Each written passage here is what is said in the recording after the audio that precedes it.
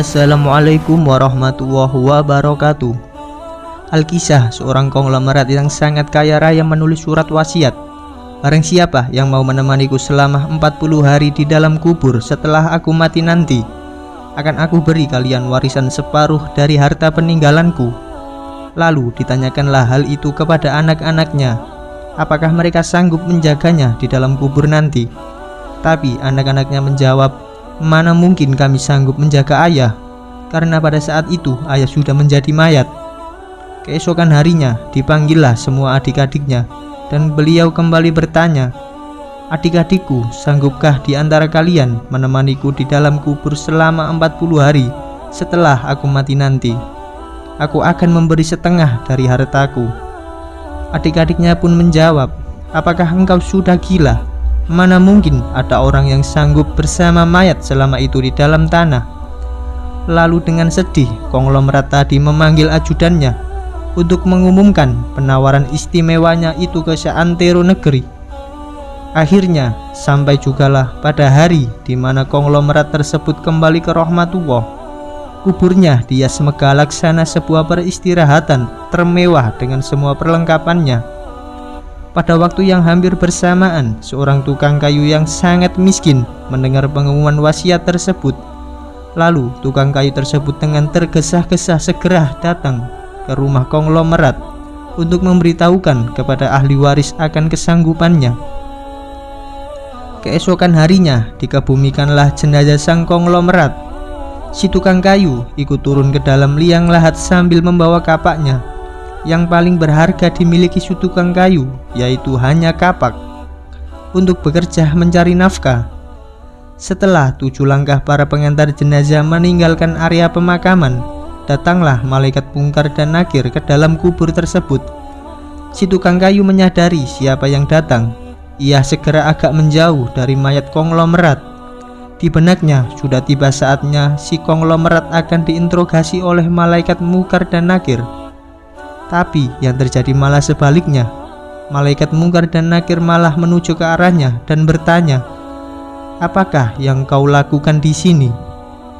Aku menemani mayat ini selama 40 hari untuk mendapatkan setengah dari harta warisannya, jawab si tukang kayu. Apa saja harta yang kau miliki? Tanya Munkar dan Nakir. Hartaku cuma kapak ini saja untuk mencari rezeki, jawab si tukang kayu. Kemudian Munkar dan Nakir bertanya lagi, dari mana kau dapatkan kapakmu ini? Aku membelinya, balas si tukang kayu. Lalu pergilah Munkar dan Nakir dari dalam kubur tersebut. Besok di hari kedua mereka datang lagi dan bertanya, apa saja yang kau lakukan dengan kapakmu? Aku menebang pohon untuk dijadikan kayu bakar, lalu aku jual ke pasar, jawab sang tukang kayu. Di hari ketiga ditanya lagi, pohon siapa yang kau tebang dengan kapakmu ini? Pohon itu tumbuh di hutan belantara, jadi tak ada yang punya, jawab si tukang kayu. Apa kau yakin? Lanjut malaikat. Kemudian mereka menghilang. Datang lagi di hari keempat bertanya lagi, adakah kau potong pohon-pohon tersebut dengan kapak ini sesuai ukurannya dan beratnya yang sama untuk dijual? Aku potong, kira-kira saja. Mana mungkin ukurannya bisa sama rata, tegas tukang kayu. Begitu terus yang dilakukan malaikat Munkar dan Nakir, datang dan pergi sampai tak terasa sekarang 39 hari sudah. Dan yang ditanyakan masih berkisar dengan kapak tersebut. Di hari terakhir yang ke-40, datanglah Munkar dan Nakir sekali lagi bertemu dengan tukang kayu tersebut. Berkata Munkar dan Nakir, hari ini kami akan kembali bertanya soal kapakmu ini.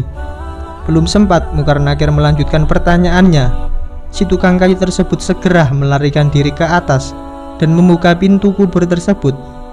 Ternyata di luar sudah banyak yang menantikan kehadirannya untuk keluar dari kubur tersebut.